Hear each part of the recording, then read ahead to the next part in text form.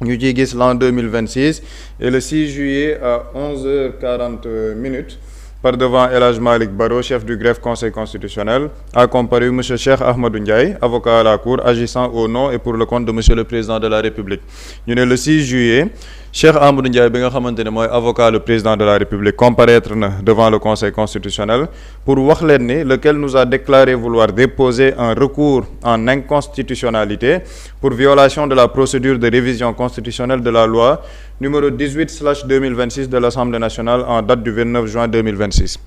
ñu ne monsieur Cheikh Ahmadou Ndiaye bi nga xamante ni day représente le président de la République di avocat am dafa ñëw conseil constitutionnel pour déposer benn recours en inconstitutionnalité de la procédure de révision constitutionnelle bi nga xamante ni amoon na ci fàttali Assemblée nationale le 29 juin 2026 dañoo adopté une proposition de loi portant révision de la constitution. Président de la République ci avocat am dafa dem déposer ji un recours ci conseil constitutionnel boobu pour inconstitutionnalité de cette proposition de loi. Ci lan la ko teg mu ne dañoo violer procédure de révision constitutionnelle bi nga xamante ni moom la ñuy permettre xëy na député wala président ñu mën a coppi li nga indi ay coppiteef ci li jëm ci suñu constitution. Ci loolu nag le président de la République moom demandé na à ce que ñu examiner recours boobu noonu dans un délai d'urgence de 8 jours. mooy le président dafa sàkku ci conseil constitutionnel ne comme affaire bi dafa nekk affaire bu urgente donc conseil constitutionnel am na 8 jours pour mën a àddu ci li nga xamante ni moom mooy recours am boobu. Donc normalement fii ak semaine prochaine début de semaine prochaine conseil constitutionnel dina joxe décision am. Léegi nag ci décision boobu wala ci recours boobu le président dafa am yu bëri yoo xamante ni loolu la dugal ci dossier bi. Ci biir dossier bi dugal na ci mooy li nga xamante ne moom mooy proposition de loi bi nga xamante ne adopté nañ ko au niveau de l'Assemblée nationale. Dugal na ci li nga xamante ne moom mooy les 2 discours de Ousmane Sonko, discours bi mu def en wolof, discours bi mu def en français. Dugal na ko ci biir élément constituant de ce recours là. Dugal na tamit par rapport ak moom lettre bi nga xamante ne joxoon na ko le président de l'Assemblée nationale ba ko président Assemblée nationale saisiré woon ci proposition de loi boobu. Dugal na ci tamit courrier bi nga xamante ni le président de l'Assemblée nationale moom yónnee na ko dugal na ci yeneen yu bëri mooy le discours du ministre de la justice maître Moussa Sarr, discours bi mu def à l'Assemblée nationale loolu tamit def na ko ci clé USB dugal na ko ci biir dossier bi ak amendement yi nga xamante ni ñoom gouvernement bi porté nañ ko ci proposition de loi boobu jour boobu le président dugal na ko ci élément constitutif de ce dossier. Am na yeneeni élément yoo xamante ni tamit dugal na ko ci te yooyu moom moo ëpp solo moom lañ nar a càmbar après pour motiver li nga xamante ni mooy la violation de cette procédure bi mu jàpp ni dañoo violer procédure bi. Dugal na ci une décision du 18 janvier 2006 du conseil constitutionnel sénégalais boobu après dinañ ko étudier bu baax. Dugal na ci tamit une décision boo xamante ni c'est le conseil constitutionnel français du 15 janvier 1960 boobu tamit dugal na ko ci biir recours bi. Te loolu recours bii ni yëpp mu déposé lenn la ci jublu mooy que conseil constitutionnel décidé ni effectivement il y a eu violation de la procédure ni procédure bi niñ ko jaaralee jaarul yoon.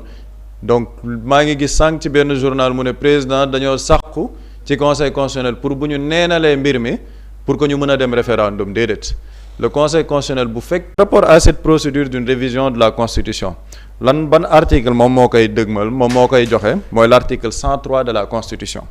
Article 103 de la constitution boobu titre bi sax dañ cee bind de la révision. Qu'est-ce que l'article 103 de la constitution dit lan la wax? Article 103 bi dafa ne l'initiative de la révision de la Constitution appartient concurremment au président de la République et aux députés. L'initiative de la révision de la Constitution appartient concurremment au président de la République et aux députés. Loolu le article 103 bi wax te loolu c'est très important pour que ñu leeral ko lan moo tax bu ñu ne l'initiative de la révision de la Constitution appartient concurremment au président de la République et aux députés. Concurremment ci français mooy lan concurremment mooy ñoom ñaar ñoo ko bokk. Président mën na am initiative révision constitutionnelle tout comme les députés mën nañ am initiative révision constitutionnelle. Loolu mooy le mot concurremment mooy ñoom ñaar ñoom ñoo ci bokk yam ci président mën na def initiative révision constitutionnelle muy à travers un projet de loi. L'Assemblée nationale peut faire une initiative de révision de la Constitution à travers une proposition de loi. Ñu teg ci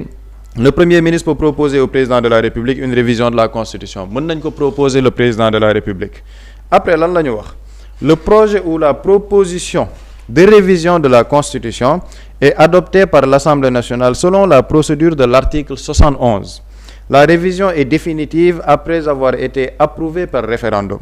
Ñu ne projet de révision boobu wala proposition de révision de la Constitution, elle est adoptée par l'Assemblée nationale selon l'article 71. Ñu ne la révision est définitive après avoir été approuvée au référendum. Révision bi dina définitive bu fekkee ne approuvé nañ ko référendum, mais dafa am lu ci article bi teg mu ne toutefois le projet ou la proposition n'est pas présenté au référendum lorsque le président de la République décide de le soumettre à l'Assemblée nationale. Foofu am na sew-sew bu ci nekk parce que gis naa sax même le doyen Ayoba Faye mu ngi ne le président de la République rek moom moo mën a yóbbu texte pour que ñu mën a def révision constitution au niveau de l'Assemblée nationale. Foofu il y a erreur. Pourquoi il y a erreur? L'article 103 de la révision lan la wax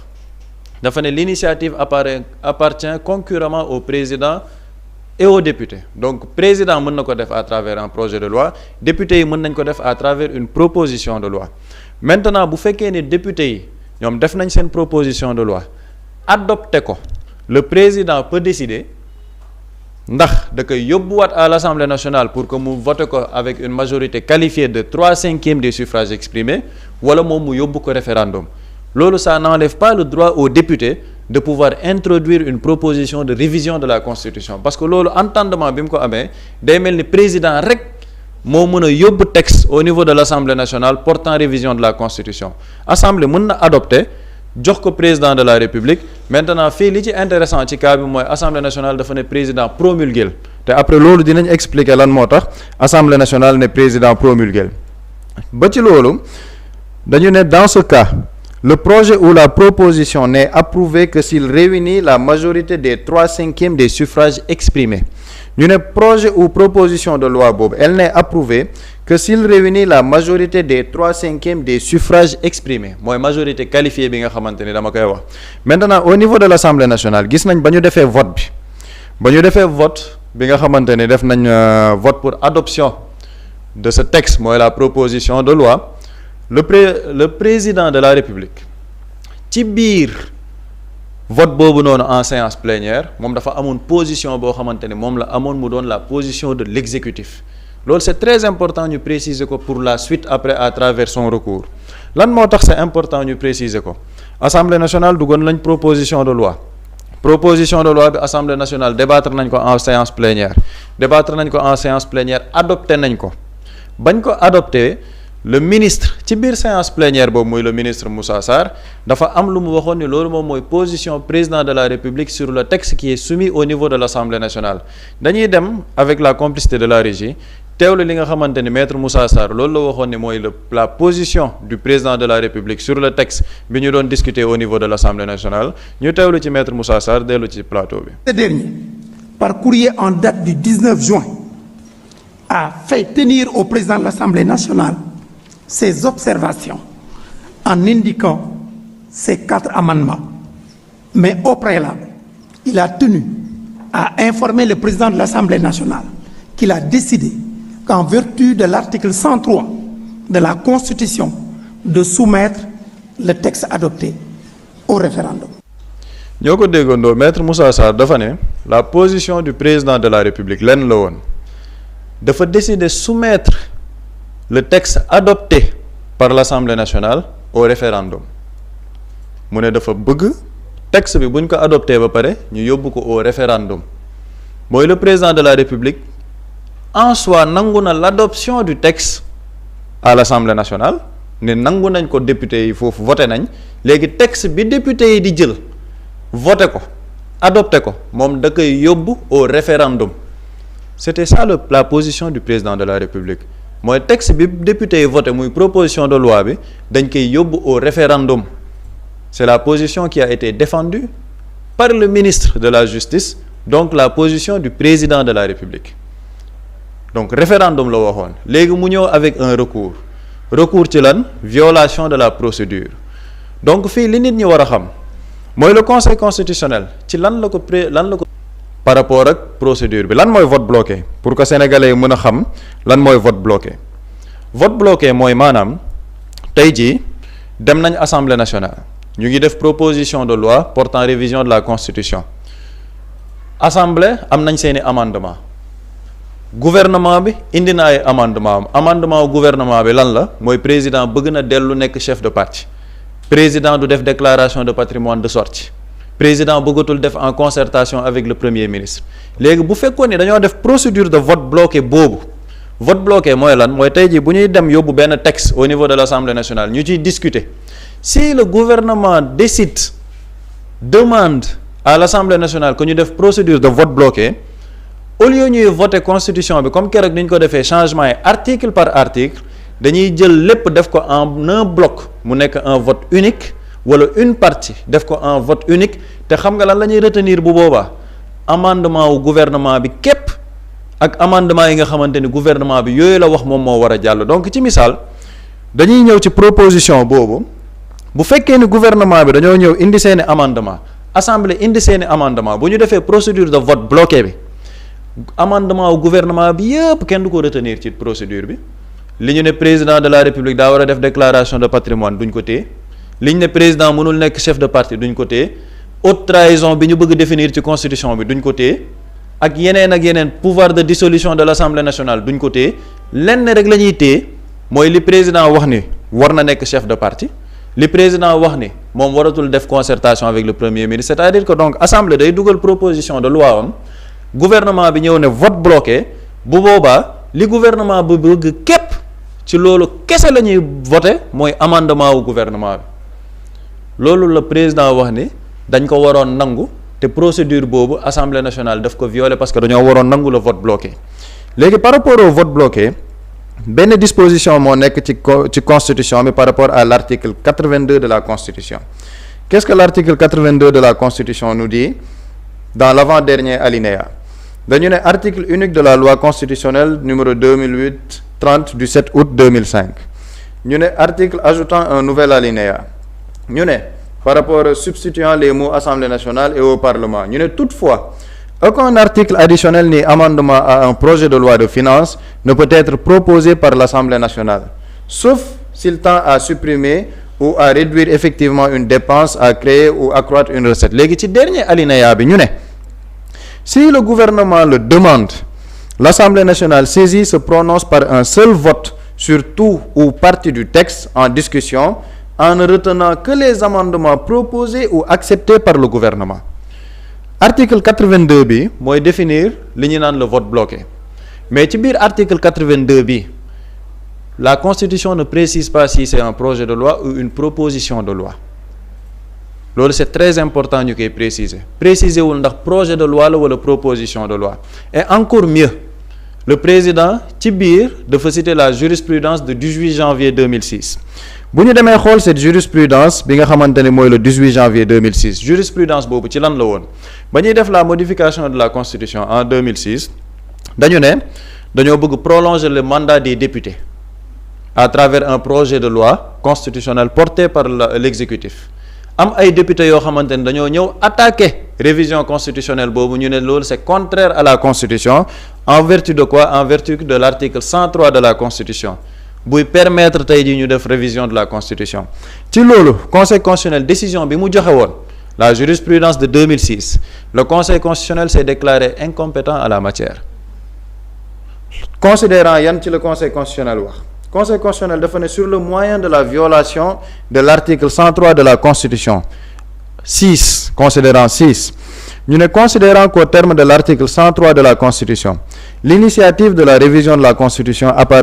appartient concurremment au président de la République et aux députés mooy sànq li ma cité ci article 103 bi ñu ne le projet ou la proposition de révision de la Constitution doit être adopté par l'Assemblée nationale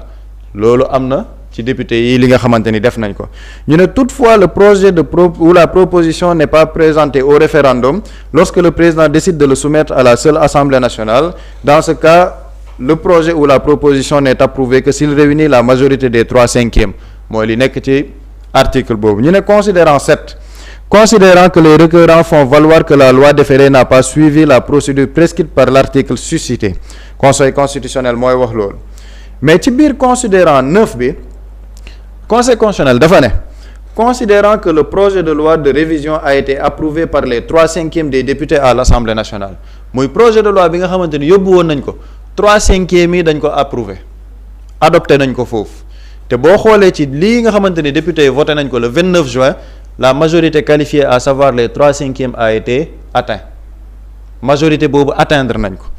Considérant 10 jurisprudence 2006 le Conseil constitutionnel ne considérant que dans le cadre de révision de la Constitution par la seule Assemblée nationale le vote à la majorité qualifiée des 3/5 réalise à la fois l'adoption et l'approbation de la loi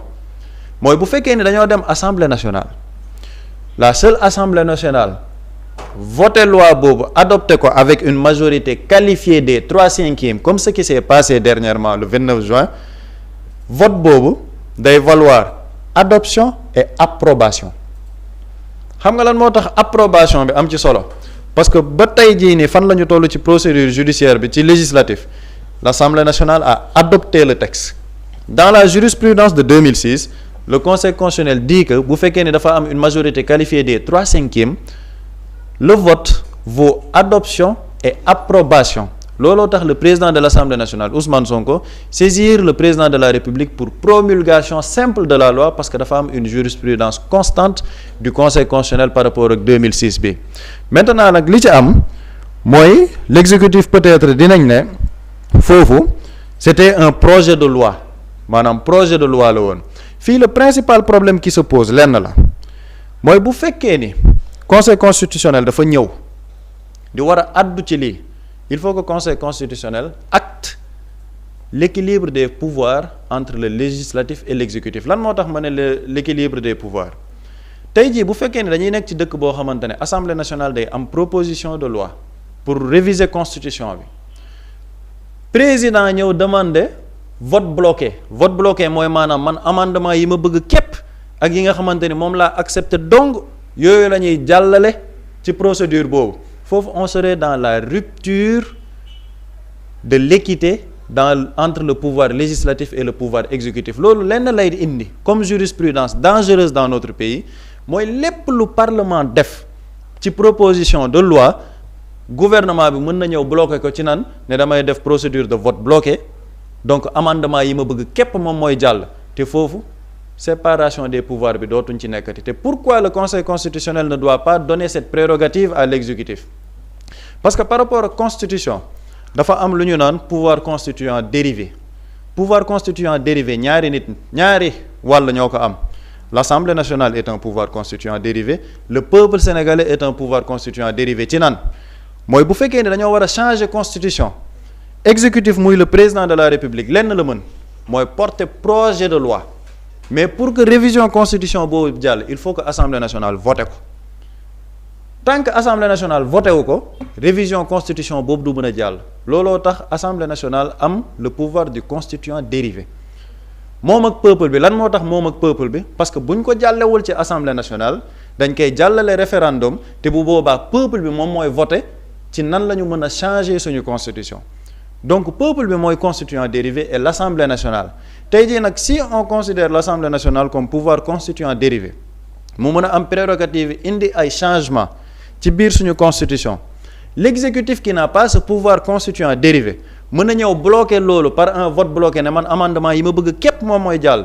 Conseil constitutionnel décidé déclarer boppam compétent ba pare wax ni exécutif bi li nga wax nii loolu moom mooy am foofu man damaa jàpp ni le Conseil constitutionnel serait en train d'outrepasser ses prérogatives lan moo tax il serait en train d'outrepasser ses prérogatives loolu mooy Conseil constitutionnel dafay jël exécutif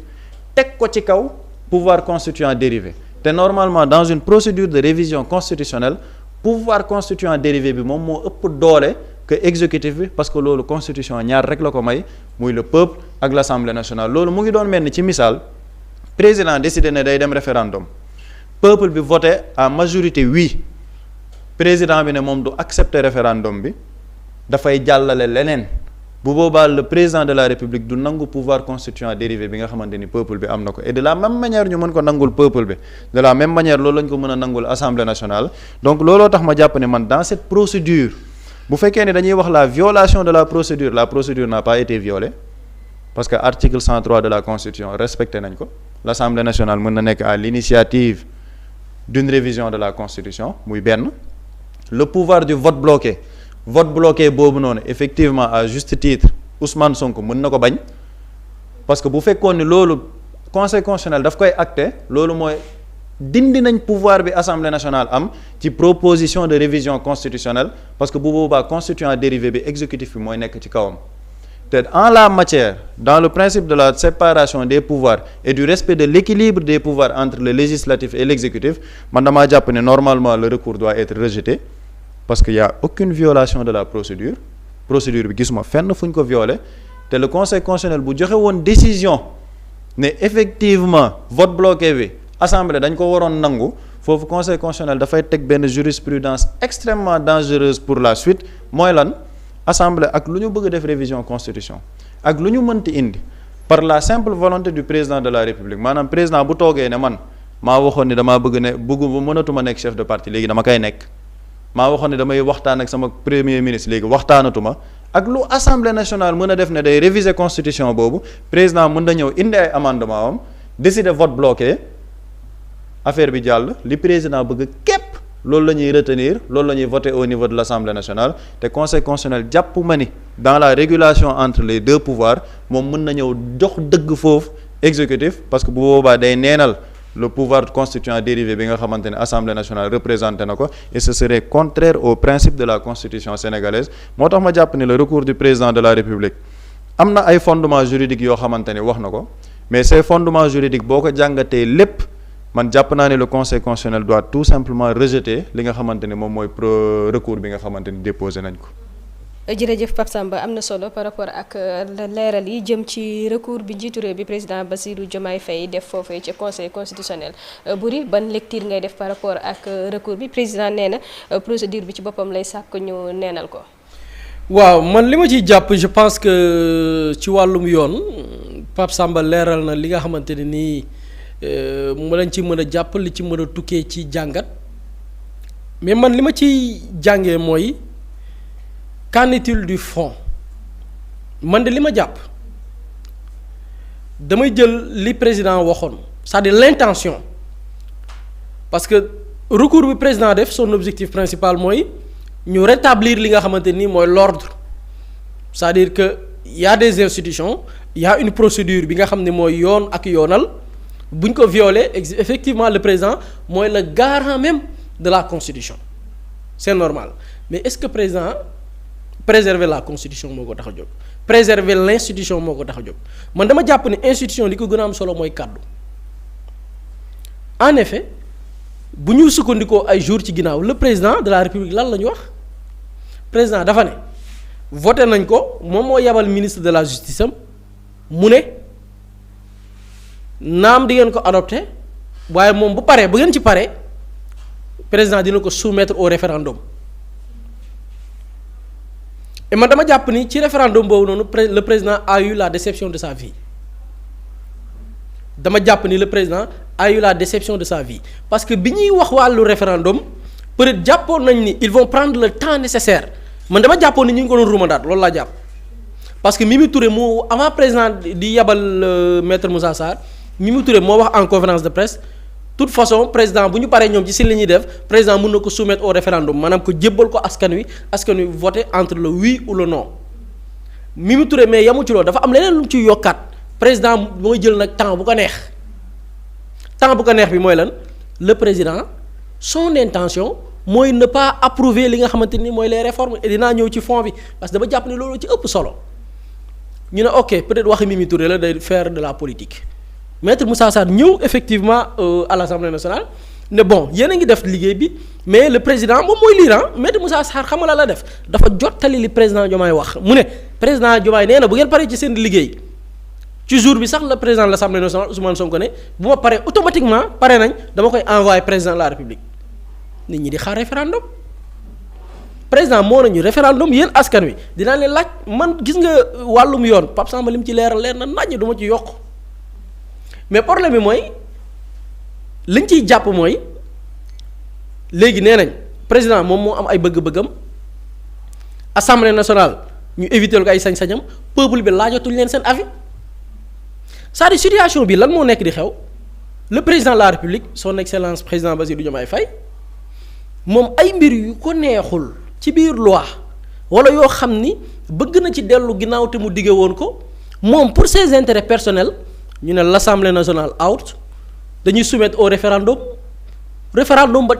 léegi génn na ci waxuñu coow référendum dafa dem Assemblée nationale astaghfirullah dafa saisir conseil constitutionnel pour que procédure bi ñu annuler ko c'est-à-dire que toute la procédure qui a été faite lépp nañ ko neenal c'est-à-dire que c'est ça au fait pour man coow li lii la on a un président boo xamante nii moom ci ay bëgg-bëggam Assemblée nationale compté wul le peuple léegi d'accord Assemblée nationale compté wul donte peuple ba leen élire ñu ne waa léegi peuple ba delloowaat leen ci ñoom laaj leen et je me dis que le président est très prévisible lu ma ne il est très prévisible mooy Ousmane Sonko fan yi samedi lors du lancement de la vente des cartes de passé wax na ko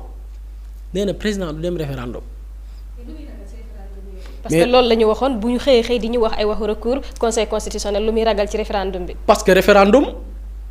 élection anticipée la entre guillemets référendum test la référendum président bu ko organisé woon baromètre la sondage la le président peut-être a peur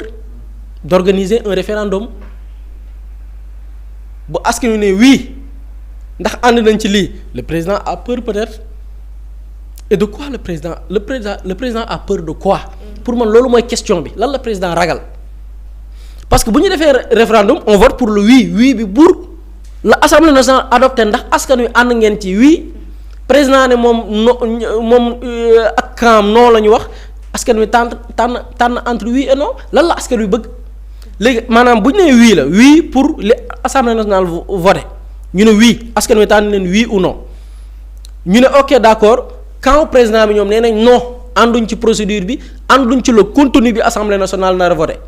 kon voté leen non bu leen ci ànd ñu ne askan wi lan leen di voté loolu ndax nangu ngeen waaw wala déet lan la assemblée nationale adopté maanaam il faut les Sénégalais comprennent le président de la République lan la attaqué maanaam ci contenu bi man contenu bi laay ñëw Pape Samba leeral na procédure man damay ñëw ci contenu bi lan la président attaqué pour que conseil constitutionnel neenal ko. le président xam nga lan la attaqué le président a attaqué damay jël ñaari mbir muy la question de la transparence ak la question de la politique on a un président boo xamante ni ci wàllu transparence man de sama xel tey na lool ci wàllu politique aussi après les Sénégalais vont comprendre que lii lépp un président bu nekk ci ay calcul politique moo ko waral dama ñëw ci la transparence lan la président tey dem pour ñu neenal ko Assemblée nationale dafa ne transparence sur la gestion des ressources naturelles lan moo xewoon jamonoy Macky Sall dañuy jël Macky Sall mooy tëju soit am ay xaritam yu nekk bitim réew soit mu am des hommes d'affaires yi nekk fii ñu complot jël ay major jox leen li nga xamante ni mooy nos contrats ñu exploiter Sénégal di ci am 10% boo waxee ñu ne non on s'est conformé au code minier mais code bi ay nit a ko bind yóbbu ko Assemblée nationale ñu réformer le code. contrat bu ñu signé mu sukkandiku ci un code boo xamante ni nii mooy intérêt wu Sénégal nga gis ni tappale la woon léegi ñu ne ak loi bi président attaqué nii pour ñu neenal ko dafa ne bépp contrat tey ku ne xam na ni ñun suñu ressources yi ñu ngi koy teg bët man personnellement dossier bi ma gën a intéressé mooy Yaakaar Teraanga ministère ba changé nañ ko jëlee nañ fa Birame Souleye indi Abdourahmane Diouf bi nga xam ni l'ancien premier ministre muy Ousmane Sonko moo accusé Abdourahmane Diouf ci wàllu guerre. te ba tey weddiwul tontuwul bi ñu ko ci laajee benn journaliste daf ko ne tu es plus sérieux que ça quoi tontuwu ci ñu gis ni kooku premier ministre doon tuumaal bi ñu ko dénkee ministre de l'enseignement supérieur kooku la président ne coppet yóbbu ko ministre bi ñu dénk wàllu énergie ministre bi ñu dénk wàllu énergie gis nga bokk na ci ñetti ministères yi ëpp solo ci réew jëlal jamonoy Macky Sall ñi ñu dénkoon nañ gaa yi dem xool ñi ñu dénkoon ministre wàllu énergie ak mine c'est des gens qui se sont enrichis demal xool. na gaa yi xool du ma cité de mais jëlal ministre yi Macky Sall ministre yi mu dénkoon wàllu énergie mine pétrole na gaa yi jël entre 2012 et 2024 c'est des gens yoo xamante ni en un temps record en moins de 12 ans c'est des milliardaires boo demee dans leur localité fi ñu cosaanoo ils ont des hectares ay fermes la ñu ay fermes c'est-à-dire que ministère la boo xam ni en réalité ku jubadi boo ko fa tegee mën na am alal ju baree bari parce que contrat yi dafa am des dessous de table. ñu ne président ki ñu doon tuumaal benn ministère waxuñu moo deful de mais tuumaal dañ ko accusé te ki ko accusé moo nekkoon kilifaam muy le chef du gouvernement Ousmane Sonko président kooku la jël yóbbu ko ministre bi ñu dénk wàllu énergie ak pétrole léegi assemblée ne attention pétrole bi nañ ko aar ñu ne léegi xam nga la ñuy def le gouvernement balaa muy signé di benn contrat ci convention ak lépp lu jëm ci wàllu investissement concernant suñuy ressources naturelles dafay informer l'Assemblée nationale d'abord. maanaam tey Abdourahmane Diouf bu xëyoon jël benn contrat par exemple pétrole bi yaakaar teraanga ñu ne woy yaakaar teraanga dañ ne woon dañ koy nationaliser non on n'a pas la possibilité de lever des fonds on a choisi un major aux États-Unis en Europe ñu ne bañ major ñu ne major diw xamuñu major bi diw boobu naka la ñu déggooyee ba jox ko suñu contrat ñu ne non du ngeen ko décider de indi kese de na jaar assemblée nationale ñu càmbar ko lu ciy intérêt Sénégal maanaam président li mu attaqué nii pour lii bu jàllee ñu neenal ko lii du jàll moo tax man may poser la question sur l'aspect transparence je me pose la question est-ce que le président de la République bëgg na transparence ci li nga xam ne mooy la gestion de nos ressources naturelles ku xam Macky Sall ku ko xam ni yenn ci contrat yi mu signé dañ fi invité woon benn ingénieur dafa poser question mais xam naa fi muy waxee na gars yi gëstu ndax Macky Sall dafa am ay part ci yenn entreprise pétrolière et gazière na gars yi gëstu di laaj ndax Macky Sall dafa am ay part ci yenn sociétés yi nga xam ne ñu yëngu ci wàllu mine te balaa ñu ci doon xam dara bi Ousmane Sonko jëlee primature am na benn contrat bu ñu renégocier delloowaat ko Sénélec ñi fa nekkoon ñëpp ay ñu ci bari ay booyu Macky Sall lañ na gars yi trouvé est-ce que Macky Sall avait des actions on se pose des questions ci loolu noonu c'est-à-dire que Macky Sall avait la possibilité même bu ñu demee ba 2028 la ñuy ruumandaat ci yenn sociétés yoo xam jàpp nañ ni moom moo ne ci ginnaaw ils avaient la possibilité même saboter tout ce qui est énergie dans ce pays là c'est-à-dire que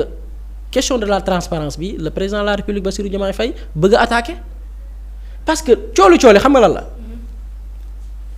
le président dafa nekk ci benn genre dilatoire question bi loolu la de maanaam président bi bëggul ñu adopté yii mais dina fexe par tous les moyens parce que lan la njëkkoon wax dafa ne dañuy dem dialogue maanaam yow dialogue nga ñu tënk ne accords yi lii lépp déggoo nañ ci ñu ne dañ koy yóbbu assemblée nationale vote nga ne dañuy dialogaat dialogue pourquoi c'est-à-dire que bëggul loi bi dem assemblée nationale ñu ne ok d'accord gars yi ne non assemblée dafa am pouvoir bu boppam ñu def une proposition président bi ñëw ne waa d'accord comme que léegi def ngeen ko bu ngeen ci paree naa ko yóbbu référendum ñu ne ok ñu ngi xaar référendum président mais référendum yi nag gaaw de nga toogaat ne référendum dañ nga taxañ nañ ko teg ko nale damay dem def recours c'est-à-dire que ki def lii bëggul en effet loi bi jàll bëggul lii ma lim léegi muy bépp contrat su suñu pétrole ak gaz bu ñu ko waree signé da jaar assemblée nationale parce que maa ngi dégg am ñu naan non bu ñu inquiété wu ci assemblée nationale parce que mën na contrôler lépp mais loi bi moo mën a tax assemblée nationale contrôler du ñu bàyyi ba jaan topp romb ñuy topp di dóor ay watit topp ay watit du ñu bàyyi ba jaan romb mooy contrat ya ëllëg ko ñu signé ko ba pare ñuy dem assemblée naan dañuy def ay enquête parlementaire rek di créer ay commission perte de temps la xam nga fan nga koy ga ca reen ba nga koy attaqué fan ngay attaqué reen ba mooy fi ñu koy négocier loi bii ni muy article 25-1 lii moo ko tax a jóg ñu ne gouvernement bi Abdourahmane